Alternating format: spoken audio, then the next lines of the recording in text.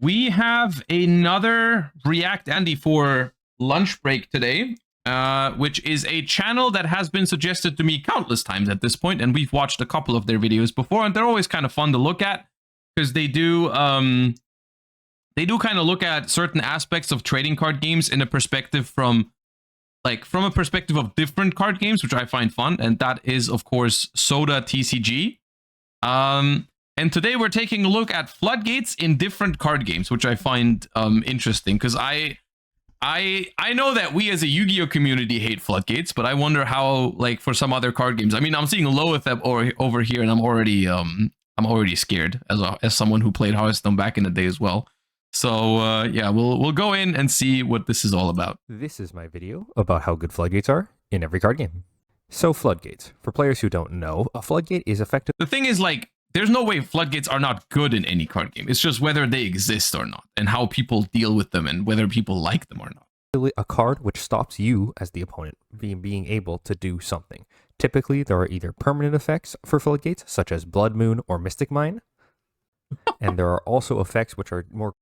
All right, we're kicking it off with some bangers. So the thing is, though, something that I found interesting is that not every card game is familiar with the term Floodgate.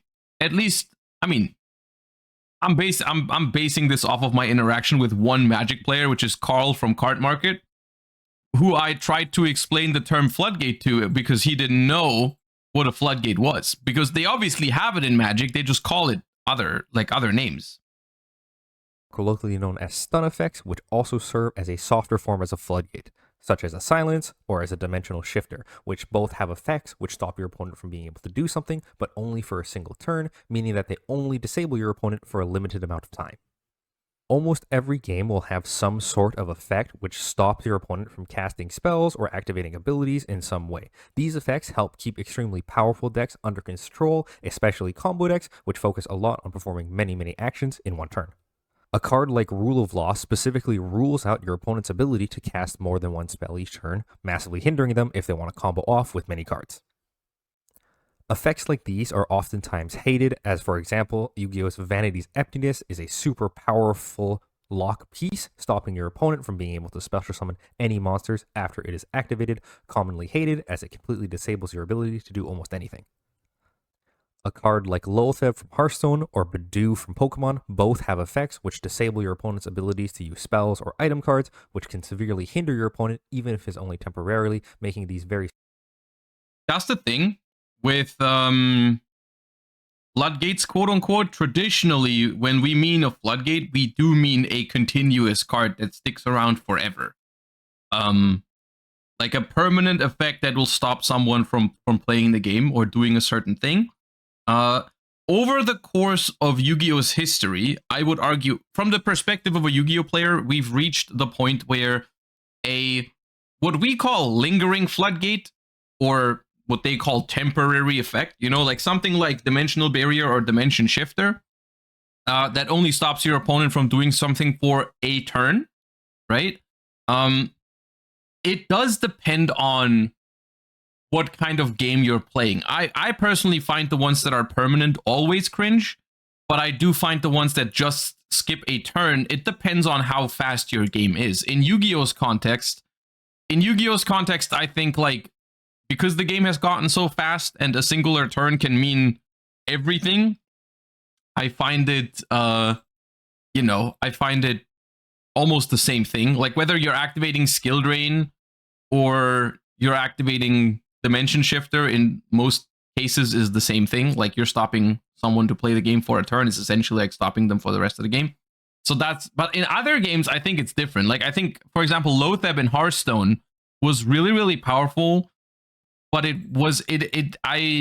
it's not comparable to like Mystic Mine or something like that. There's a difference between those. Struggling and powerful cards to play against from the opponent's side.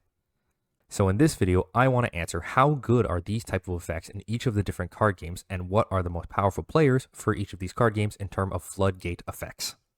To start with Magic the Gathering, I want to go over this card, Smokestacks, which was the first real deck to implement these stack-styled effects. They are called stack effects in Magic because of the card here, Smokestacks. So how good are these stacks? See, this is already interesting to me because I did know that Magic players called these cards stacks pieces, but I didn't know why. And as it often is with Magic, it's because the first card that did such a thing was called Smokestack, apparently. Because the same thing is true for tutors. If you ever wondered why cards that search other cards are called tutors, I think it's because the first Magic card that did that was called, like, what, Demonic Tutor or something? Type abilities in Magic the Gathering, and the answer is that they are very, very strong. These effects are commonly used to counter very degenerate strategies focused on comboing or only using one type of card. If we look at a card like Stony Silence, it only turns off activated abilities of artifacts, meaning if your opponent is heavily relying on them, this card will severely hamper their strategy. Magic also has a wide range of both harder and softer stacks pieces to help disable your opponent's gameplay. If your opponent is a combo deck, Thalia, Guardian, and Thraben will make their non-creature spells cost one more, certainly a hindrance for them, however, not a card that can be completely ignored, because if you combo through Thalia, it won't completely stop you from casting any spells, as opposed to a harder stack piece. So Thalia seems like a very powerful card. I actually rated this card on one of my Staple or Stinker with Card Market, and I did say it was a pretty good card. At the same time, this type of effect, I feel like, is, while it's still frustrating to play against, it is like more manageable than something that just outright says you can't do something, right? It's just like makes it more expensive, which I wonder what the equivalent would be in Yu-Gi-Oh! Like a card that doesn't stop you from doing anything, but it makes it more expensive. Right? Like, what would be an equivalent? Like, maybe the ones that force you to discard a card if you want to resolve an effect, like the Mitsurugi ritual monster, right? That says like, oh, you can negate something, but your opponent can discard a card instead if they want to force it through. Or I guess Masquerade, which would be like you pay a bunch of life points, and if you can't do that, and you can't activate cards, something like that, I think would be comparable. Which, all things considered, you know, I would rather play against the Mitsurugi ritual monster than a Floodgate, right? I do think that's a maybe more balanced way of like putting such effects into the game without just saying like you can't do that, you know, you can't activate a card. Like Rule of Law, which forces your opponent to only be able to cast one spell per turn, meaning it is insanely hard to combo with a Rule of Law in play unless it is first addressed. But as I said in the intro, stacks pieces aren't always loved. There is definitely an unfair element of stacks that goes on when these cards are played. A lot of prominent stacks pieces cause non-games, such as Stasis or Armageddon. Both of these cards lock you out completely of being able to use lands, which are the core piece that you need to play the game. If your opponent plays a Stasis or an Armageddon against you, it is very unlikely that you are going to be able to do anything to counter it if you do not beat the spell before it is cast. Whilst these super hard lock effects like Stasis and Armageddon can lock almost any deck out of playing the game, there are also more global deck stopping effects which will lock out almost all decks that are focused on a specific strategy depending on the format.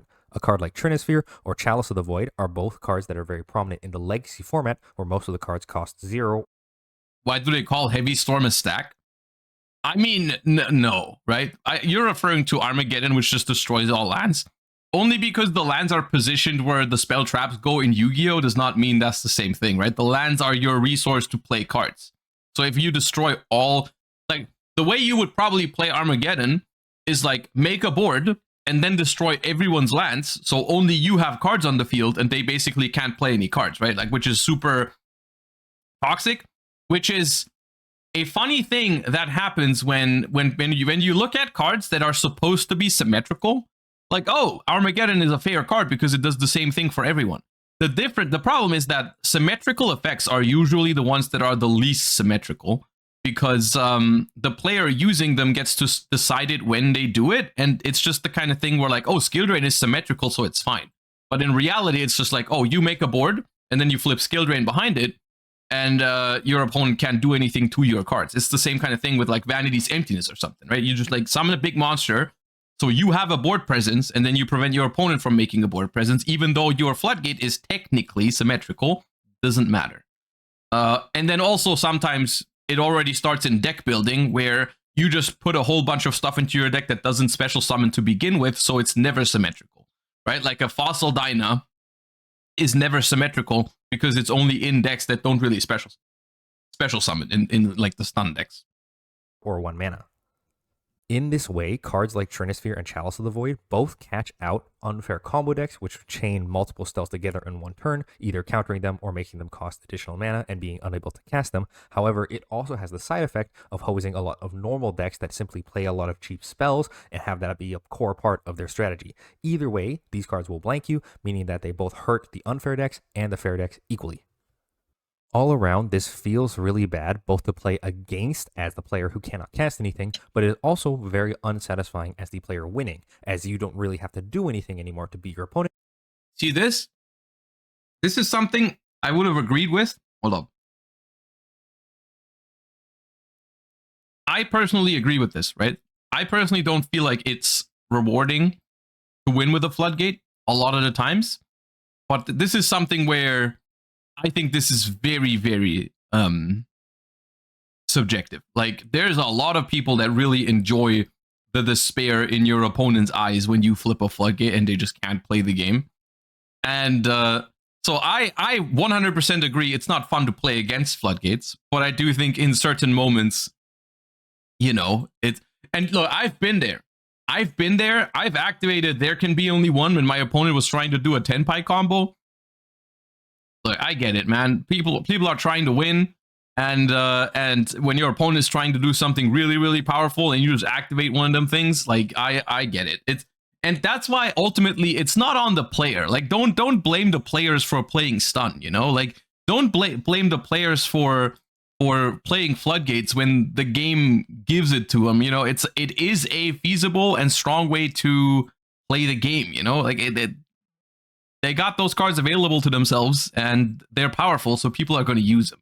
It's always just about, like, should these cards be legal or not, and not like, is it ethical to play a Floodgate? Like, of course it is. Like, you can play those cards if you want to. As they are completely disabled from playing the game at all, turning the game into a real non-game where basically none of the cards that were cast before the lock piece actually end up mattering.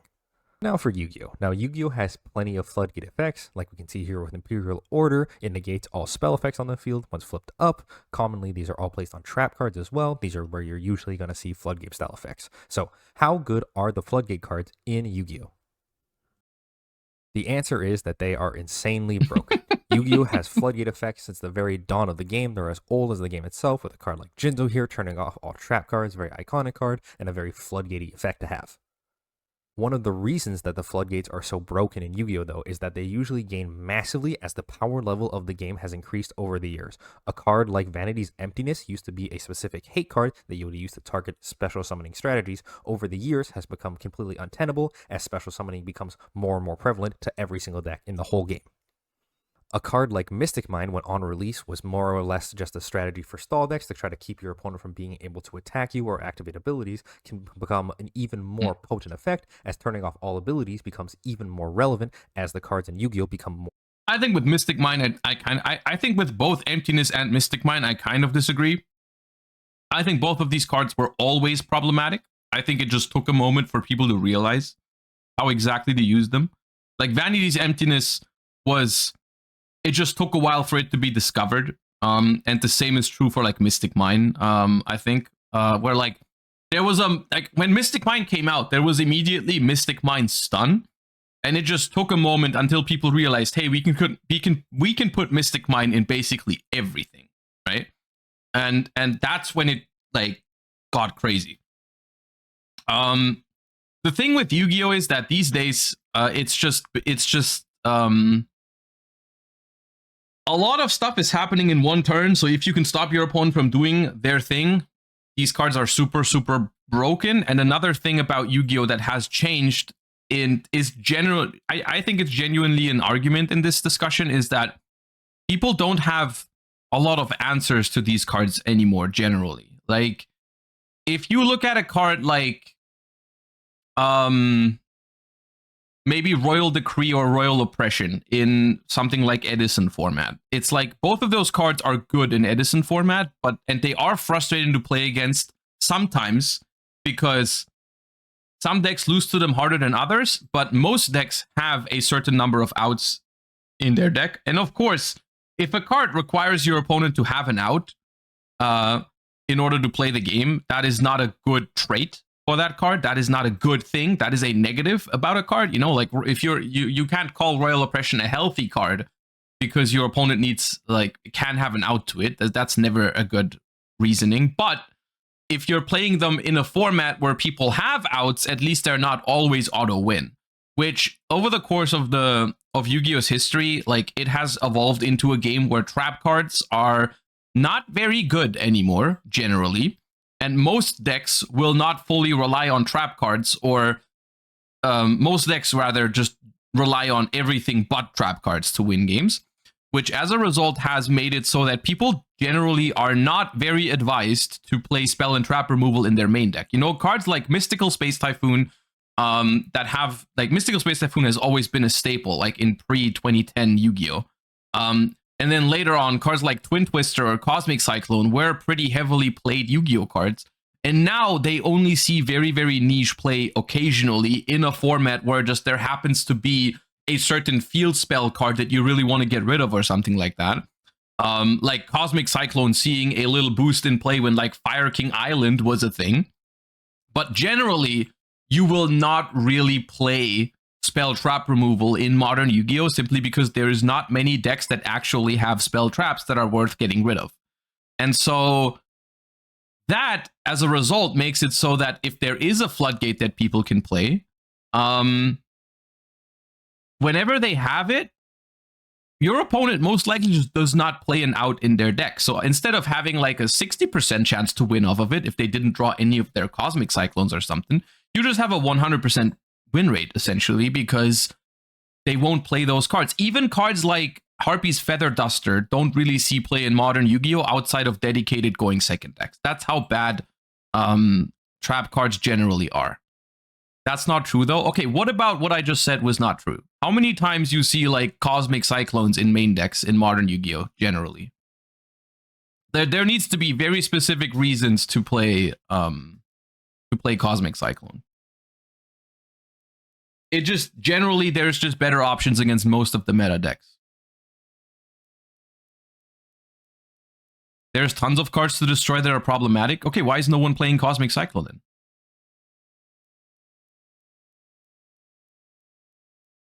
Why is Cosmic Cyclone not one of the most popular main deck cards if there's so many good, if spell trap removal is so good?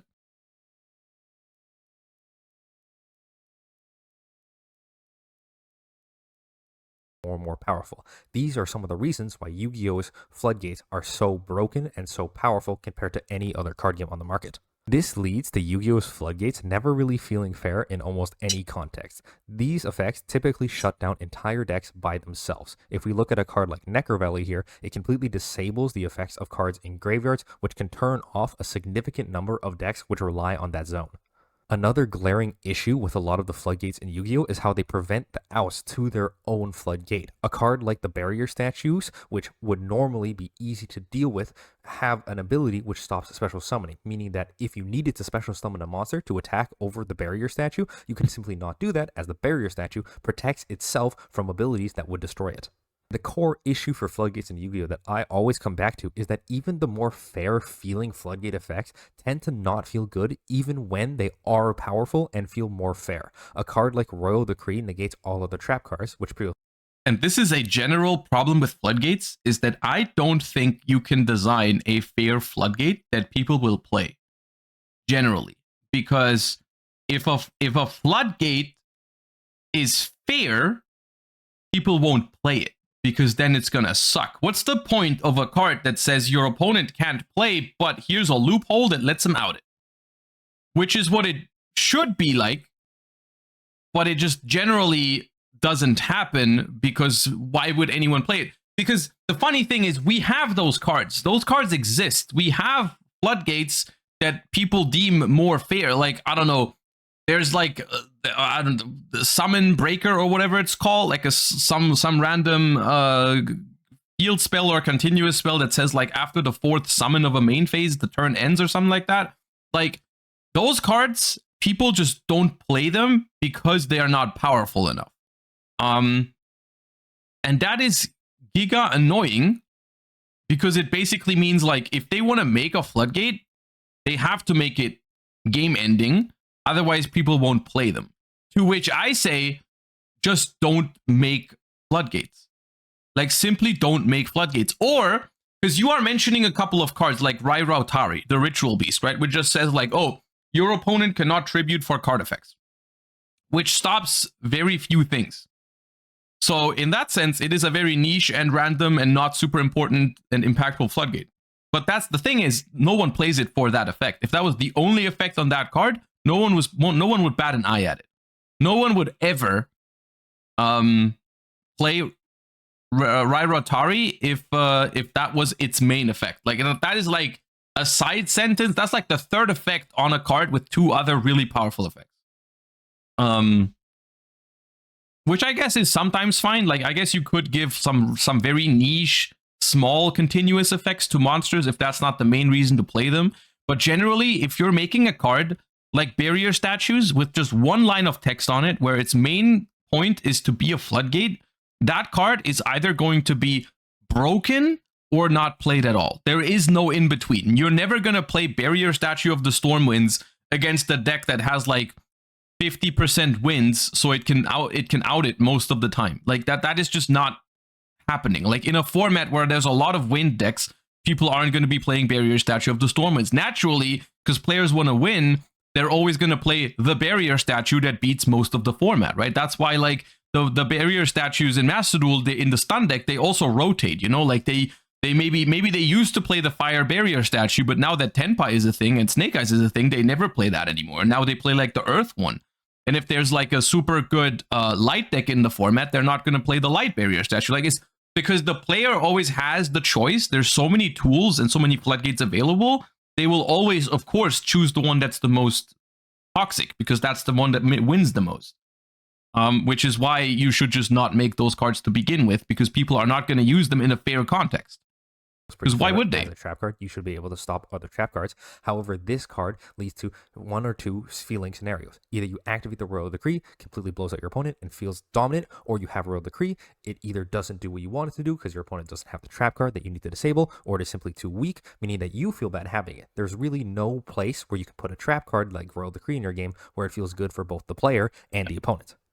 And since they've been around since the very dawn of the game, there have almost always been prevalent Floodgate-style effects in the card game itself. A card like Abyss Dweller has been in the game since as long as XYZs have been introduced, and is effectively always seeing some amount of play somewhere because of the ability to turn off your opponent's graveyard being so prevalent and affecting a deck in almost every single metagame. A card like Abyss Dweller and many other lock-style pieces are super prevalent all over the game's lifespan.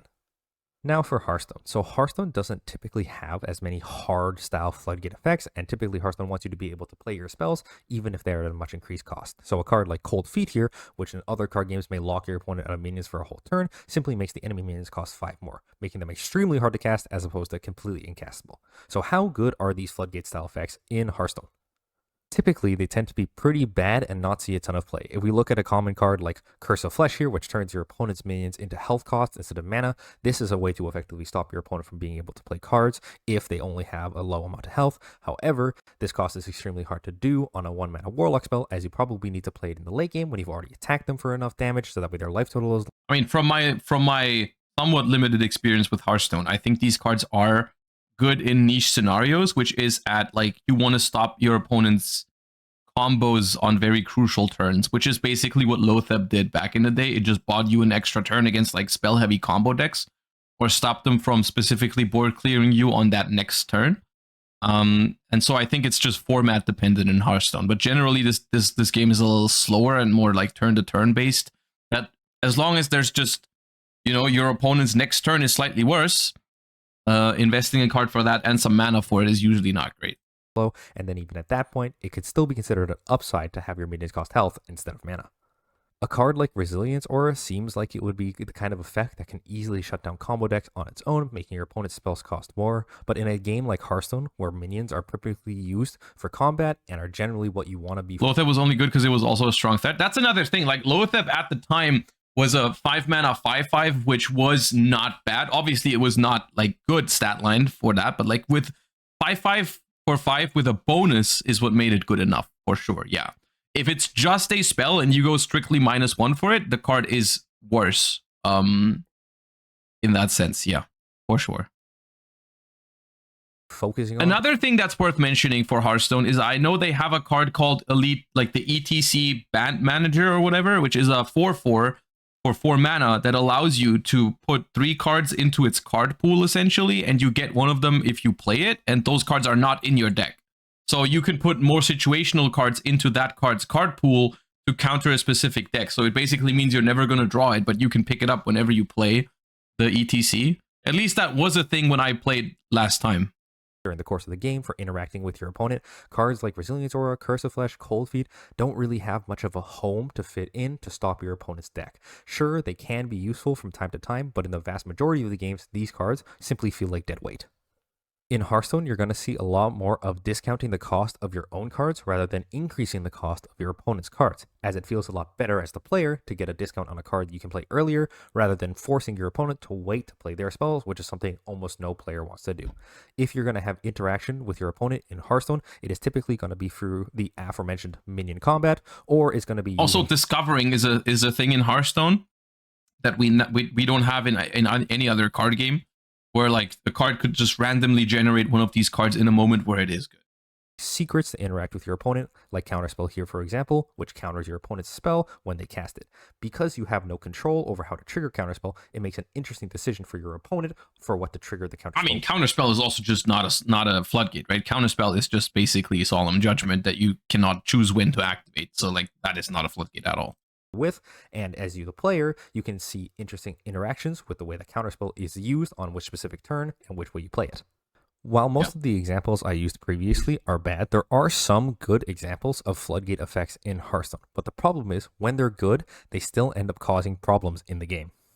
A card like Loatheb or Speaker Stomper, which both make your opponent's spells cost a significant amount more to cast, brick entire combo decks that are focused around spells for an entire turn. So even though these are lighter stacks effects, which will still disable normal decks a small amount. I think these cards are best compared to something like, for us Yu-Gi-Oh players, I think Droll and Lockbird, where it will stop your opponent for a turn. But that the impact of that card does depend on what your opponent is trying to do. Like, that's the thing, right? Do you really feel bad if your opponent is playing a spell-only combo, crazy combo pile that's going to pop off on a specific turn, and you have a card available that delays them for 1 turn? Is that really that big of a deal? Or is the card the problem, or is like the crazy combo deck the problem that pops off with infinite spell cards on 1 turn, like Miracle Rogue or something? Like, I don't know. It's hard because I think it's different in Hearthstone than it is in Yu-Gi-Oh as well, because in Hearthstone, a singular turn out of a game of 10 turns is not the same as a turn in Yu-Gi-Oh, which is half of the game a lot of the times. So like I think in Hearthstone, I personally don't feel like Loatheb was a huge problem. It was a good card that was very good against certain strategies, but I feel like it was more of a balancing factor to those decks, because I don't even know what the game would have been like if they didn't have that card available. Like Freeze Mage and Miracle Rogue and stuff like that would have probably been insanely broken if there was no counterplay to them like that. And ultimately, it wasn't always like playing around Loatheb and preparing yourself for Loatheb was a big skill test as well when you were playing decks like Freeze Mage or Miracle Rogue, like preparing yourself for a potential Loatheb and stuff like that. Amount and have a decent sized body for contesting the board. Decks that are built around casting many spells in 1 turn will be completely nullified by playing a card like this. While those were bad, a card like Celestial Alignment, the original printing made it so that way both you and your opponent had your mana costs set to 0 and had all of the cards which had costs in your deck in hand set to 1, meaning that it not only bricked your deck. Wait, that's not what it says though. Did they change it? Because it says your mana crystals and your cards. But it also bricks your opponent's deck for the rest of the game. They but nerf because it? you're the one playing the Celestial Alignment, you can build your deck in a way so that way the downside is actually an upside for you. Your opponent really it was 2-sided. Okay. Has very little options for that, meaning that a lot of the time, if you played Celestial Alignment against your opponent, it would simply result in them losing the game, being unable to cast enough spells to keep up with your Druid ramping and powerful Druid spells.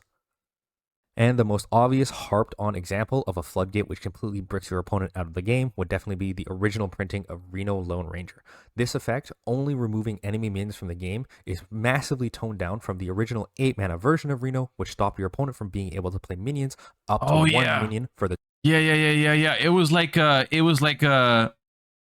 Raigeki, but then on the next turn they couldn't play more than one minion.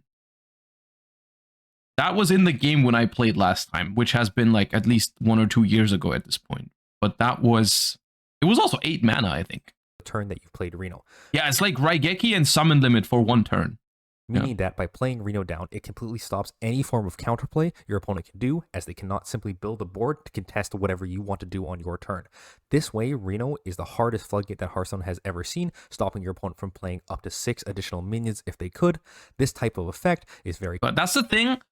All of this is not super well comparable to floodgates and stacks pieces in the traditional sense, because Hearthstone simply hasn't printed any super permanent like cards that while this card is on the field, your opponent cannot play minions or your opponent cannot play spells or something like that. They just haven't done that for good reason. At least nothing I can think of. I think the closest to a permanent effect is the Celestial Alignment here on the screen.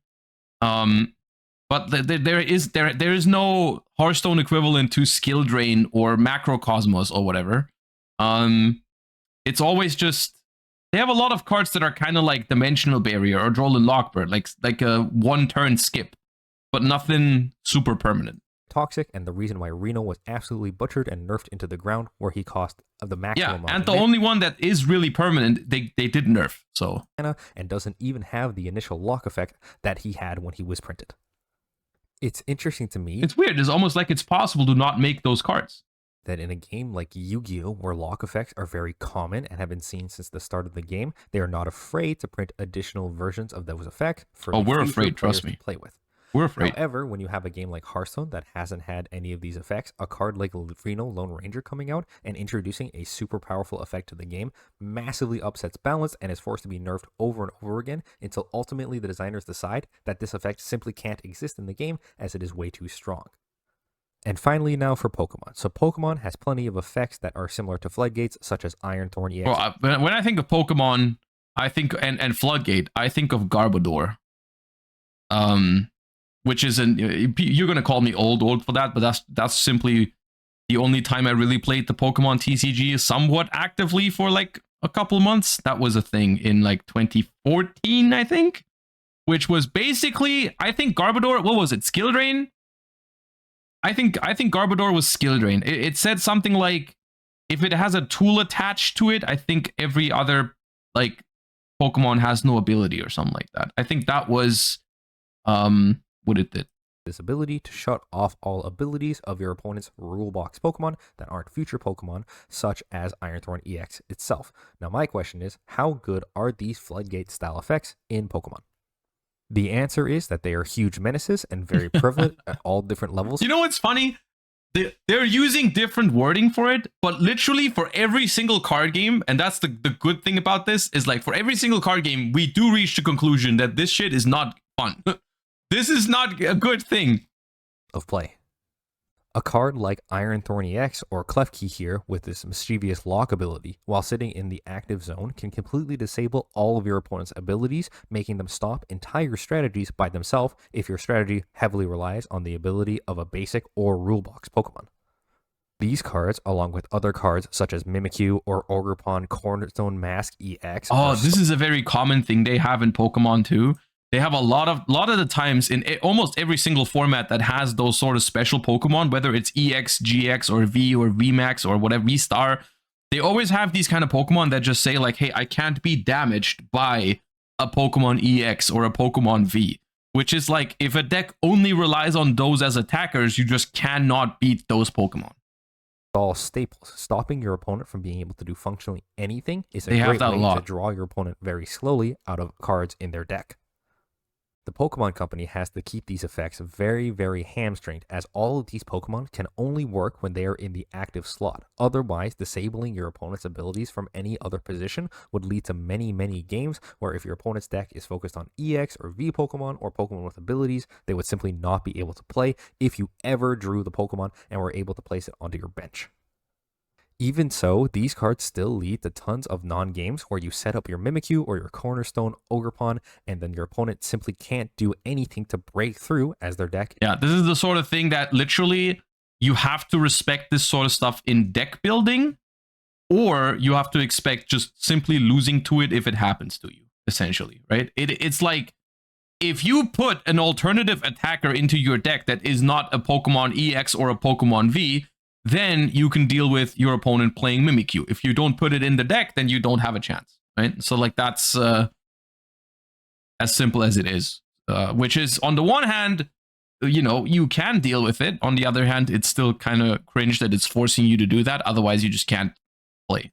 Is completely built around the cards with the effects listed on them, meaning that if your deck doesn't have a specific especially because Pokemon also does not have a side deck, right? Like it's not like you can be like, oh, my opponent is playing all those cards, let me change something about my deck, and like you have to make your main deck worse essentially to account for those Pokemon. To that card, can't you force Pokemon out of the active spot? You can, but then it's going to be back eventually. So unless you can do that for the rest of the... It's not a super easy thing to do, I think.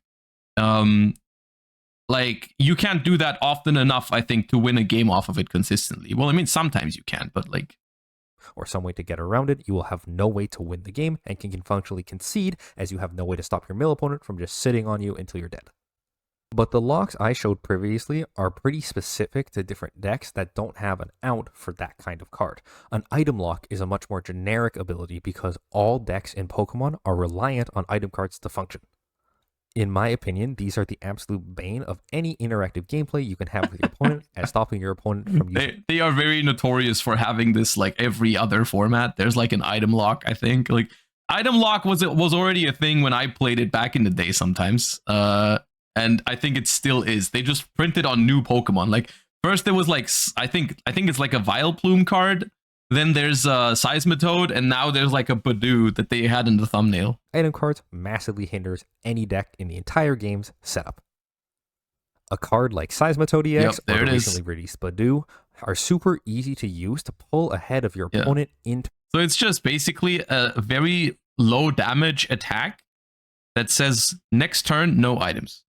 And so the idea is just, if you lock your opponent out of playing the game for one turn, you just use the attack over and over and over again, right? Like, why stop? Like, it's, you might think, oh, it's just for one turn, it's fine. But no, if the Seismitoad is there and you can't play because your hand has a lot of items, they just keep punching you every turn until you die. Terms of the setup race. By disabling your opponents to play item cards on as early as the first turn of the game, it means that your opponent will have an extremely hard time setting up while you are completely free to, as these cards only stop your opponent from playing item cards rather than yourself. Whilst these cards... What's the symbol on Badoo? No mana cost? It basically means you can use this attack without any energy attached to it, which makes it even more broken because it means it requires no commitment. And it means no, you can play it in any deck, right? Because if it, let's say it required a grass energy, you could only play it in decks with grass energy in it, which is not every deck. But because it needs no energy, you can put it into anything. And it's always going to be fine. Are really good in the early game to disable your opponent's initial setup. There are cards like Vileplume's Irritating Pollen ability, which are very good at locking your opponent out of items. Oh my god, that's even better because you don't even have to attack for it. The way this looks is it's a way older card. At least it is two-sided, but still that's very broken. Higher game. Vileplume's a little bit harder to set up as a stage 2. It is a stage Pokemon. 2 though. However, once set up, it is extremely hard for your opponent to ever reset up after you knock out some of their Pokemon, as they can't play any item cards they would ever draw off any of their supporters for the rest of the game. In my opinion, the best designed cards are cards which punish the items that would be locked out by these previous effects without actually physically stopping your opponent from using the item cards to set up their strategy. A card like Garbodor's Trash Avalanche ability was a huge metagame staple, as every deck in Pokemon... This attack does 20 damage for each item card in your opponent's discard pile. okay, I see what they're saying. It's like, oh, if your opponent is spamming items like crazy, instead of locking them, just punish them for it. Yeah, I can get behind that. That's relies heavily on item cards. However, once Garbodor was released, many decks had to start cutting down on their item card usage because of the fact that the Trash Launch attack from Garbodor would simply one-hit KO any Yeah, see, but that's a healthy thing to happen, right? It's like, oh, this card is in the game that heavily benefits from me having item cards in my graveyard. So I'm gonna play less items and therefore play at a more fair pace, maybe. You know, that's a good thing. It is, yeah, Nibiru is kind of a good comparison to this, because it's like decks when Nibiru came out had to start thinking about like how can I do my thing without summoning 25,000 times. Of course, now that Nibiru is a thing, they've made decks that just summon negates before 5, so that's a different story, but that's the idea behind it, right? Because Nibiru doesn't stop your opponent from summoning, it just provides a potential punish. Pokemon they put out if they were super focused on item cards. This card, in my opinion, really shows the dichotomy of ways you can design locks in your game. Having a super hard lock like Badoo or Seismitoad really stops your opponent from being able to interact in any meaningful way with the lock. However, softer effects like Garbodor still allow your opponent to use every item card they want. However, it has a large punishment that they will have to get around, meaning that you can build your deck in such a way. And it's so much more fun to play with the second kind of card. Like, it's so much more fun to create like punishes or disincentivize people from doing the crazy thing rather than just printing a card that says you can't play. Way that you can have ways around Garbodor, or you can simply cut down item cards the same way you would if you were planning on playing against a lot of Badoos, Seismitoads, or Vileplumes in your matches. In conclusion here, I think it's come through in the video, but I think that Floodgates can be super duper annoying for all types of players. Hit him with the cold take. The most charitable reading for most different types of Floodgate effects are that they stop unfair gameplay and prevent your opponent from being able to do something that is super powerful and combo focused. A card like Thalia, I think, is a great example of a softer effect that stops combo decks from being able to go off as regularly. However, it doesn't completely hamstring these decks, making them unplayable in the metagame. At worst examples for Floodgates, however, you have a card here like Mystic Mine, which when played down would sometimes force the Yugioh opponent to immediately concede. There is no... You know what the craziest part is about Mystic Mine? Mystic Mine is kind of like this poster child of Floodgates and whatever. But and this is not supposed to be a defense of Mystic Mine. Mystic Mine still deserves to be banned and is like crazy. But it is actually not even the most toxic Floodgate in Yu-Gi-Oh! Because most of the time Mystic Mine was used going second. And I think cards like, I don't know, Rivalry, Gozen Match, Macro Cosmos, Skill Drain, whatever other Floodgates are even banned, like Vanity's Emptiness, Royal Oppression, they are even more like outrageous because of how you would use them when you go first, just flip and win the game, right? Imperial Order, that sort of stuff, there can be only one. I think those are the poster childs of like Floodgates to me personally. Mystic Mine, incredibly powerful card, should be banned. No, that not the defense of that card, but it is not even the tip of the iceberg, I think. Way for their deck to get out of the Mystic Mine lock. Making a one card win definitely makes it feel like your games don't really matter if your opponent can just play down one card that completely disables your entire strategy. Even so, I do think these style of lock effects have a place in the design of most games. For example, Loatheb is a super duper strong lock piece that disables many a combo deck. However, even though it was printed back in the early days of Hearthstone, the card can still see play into the later years, as its effect is punishing, but not the maximum amount punishing that you would need to make combo decks unplayable. Oftentimes, I feel that the more maligned parts of hard lock effects or Floodgate effects could be prevented if they simply had better card design or better design around the effects. It's weird because on the one hand, I hate playing against these cards. On the other hand, I in some ways I understand why those cards exist. Because like you gotta factor in every single person that is playing your card game. And I do think for some areas of the player base, I think it is better, or it is good that those kind of cards exist, because it does give someone who is turning up to a tournament with their rogue deck that normally would never be able to beat a full power Snake Eye combo a way to win a game, you know, which is a good experience for them. You know, if you can go to a tournament and beat Snake Eyes, that is probably a very motivating thing. You know, it's a very cool experience to be able to beat a meta deck, even if it is by activating one of those cards. You know, it also is a way to keep some players in the game that are not as active or don't have as much time to keep up with it, and they will just whip out the stun deck every once in a while because you don't have to read 1,000 different cards and know 1,000 different lines to play that deck. It does help with the barrier of entry with Yu-Gi-Oh and stuff like that. And so while I personally don't like them, I do see how they have certain benefits for the game sometimes. However, I personally feel like we need to still do a better job at, or they need to still do a better job at making them a little bit more in line with, you know, like, I don't know. I still think just being able to flip a card and win the game off of that card is not okay most of the time. I think my ideal solution as well is to stop making floodgates that are just continuous traps that are there forever, and try to slow the game down just a little bit. I don't want to go back to like the old days from like 2008 Yu-Gi-Oh or whatever. It's not what I'm saying, but like if the game is just a tiny bit slower, maybe turn skips are not that crazy anymore. You know, right now, a turn skip in Master Duel, for example, when you're playing against Snake Eyes, a turn skip might as well be the end of the game.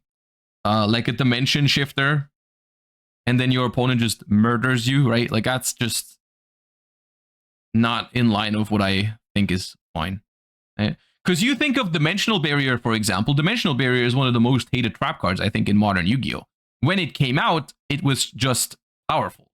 It wasn't like game winning on its own immediately. That's not what happened during Zodiac format. Like during Zodiac format, the barrier would skip them for one turn, but the format was very slow and decks were trap heavy and stuff like that. And you could try again next turn, you know. It was a good card, but it wasn't nearly as criminal as it is today.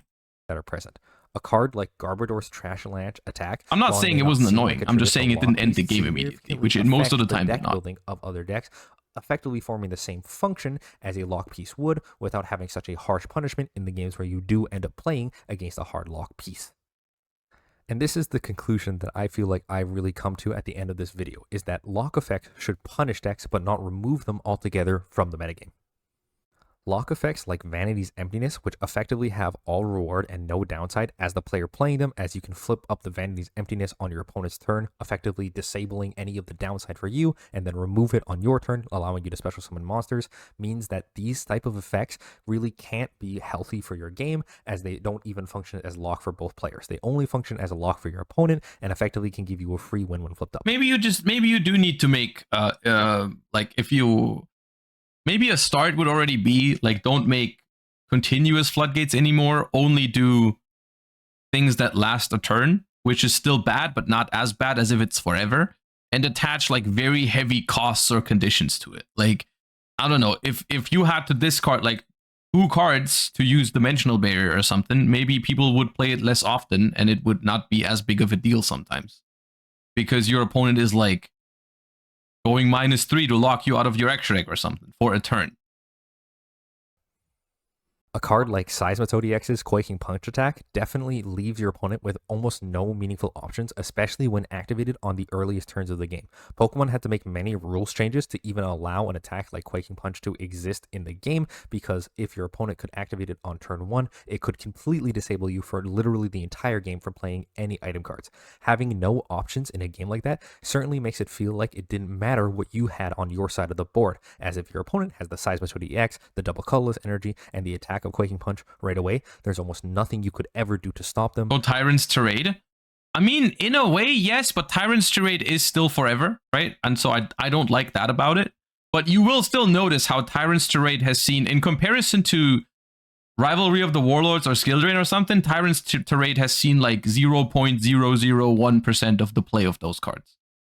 See, like it's not a good design, but it's a better design than Skill Drain. Meaning that the game felt like it was effectively already over before you even got to play.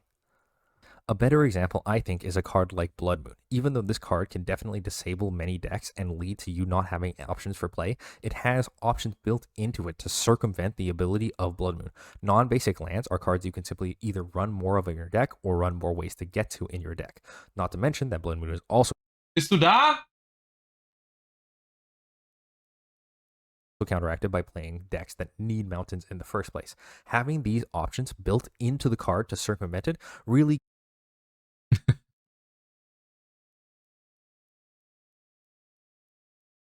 The doorbell rang, and I was seeing if my fiance was home. I forgot to mute. give your opponents a lot of leeway in terms of how they want to play against a harder lock piece like Blood Moon without having to massively change their deck style. I think a card like Garbodor in Pokemon is the absolute prime example of a way to both punish an ability but not completely disable it, stopping your opponent from being able to play the game altogether. While Garbodor's Trash Launch attack only does 20 damage for each item card in your opponent's discard pile, this gives your opponent a really interesting decision every time they were to play an item card. Is it worth it to give Garbodor more attack? Do I need to play this item card to complete my setup? What is the trade-off I want to make? Which makes games much more interesting from both your point of view and the opponent's point of view with a card like Garbodor. The thing is, I find it hard to imagine a card for Yugioh like Garbodor. Like a card that just punishes the use of whatever. I mean, we have cards like Maxi or whatever. I guess Nibiru is the closest I can think of for this kind of card. In your deck. This is a prime example of a lock effect that doesn't fully lock your opponent out of playing the card in the card's card text. And that's the video. Thanks for watching. Feel free to like and subscribe if you want to see more content like this from my channel. It's all Dogwood technically, yeah, but like Dogwood would have to be, it would have to do something meaningful, right? Yeah, I'll link you the channel. Once again, shout outs to Soda TCG. Not the first time we've watched the video, and I like how it always just gets me talking. Very, very interesting stuff, comparing different card games and talking about fun aspects of different TCGs. I like it. Much appreciate the content. You guys leave some love and subscribe to their channel. All right.